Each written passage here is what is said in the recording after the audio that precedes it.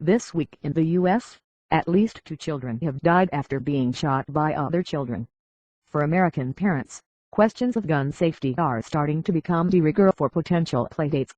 When my son was 4 months old and it was time to return to work, my husband and I were hoping to meet a nearby couple to split the cost of full-time childcare.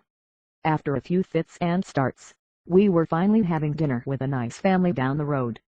Their son was born a day before ours, their schedules were compatible, their expectations similar. As dinner turned into coffee, things were looking positive. There was just one last issue. "Listen," I said. "Just so you know, we don't own guns." A look of relief flooded over the mother's face. "Us neither," she reassured me. It was the first time I had to bring up guns in the name of keeping my son safe, but it wouldn't be the last. My son is 2 now, and thus far has had very few instances where he goes over to a friend's home without me or my husband. But it has always been my plan to ask the parents of potential playdates about the status of weapons in their house. It feels too risky to do otherwise. Almost every week in the U.S. there are stories of children shot accidentally while playing with a gun they didn't know was loaded, or stumbling across a pistol shoved into a drawer.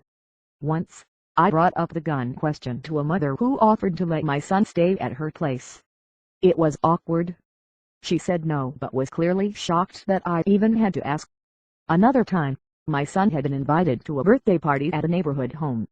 We had neglected to RSVP on time, and after sending a guilty email asking whether we could add our child and his nanny to their already packed guest list, I was too embarrassed to bring up guns. That seemed like a question for a more put-together mother, the kind who responds on time and buys a gift rather than repackaging something from